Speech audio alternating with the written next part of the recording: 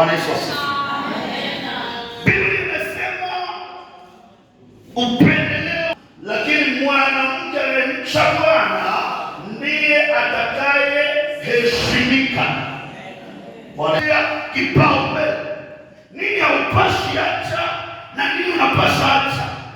Bwana Yesu asifiwe. Na kama ukipata Bwana Yesu asifiwe. Bwana Yesu asifiwe. Na kipaumbele ya kwanza tuseme sote, Bwana kwanza.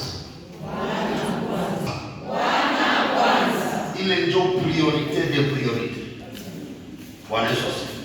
Amen. Maisha yako lazima wa kwanza awe Mungu, haiko bwana yako, haiko pastor, haiko mama yako, haiko mjomba yako, haiko baba yako. Wa kwanza ni Mungu. Amen. Bwana Yesu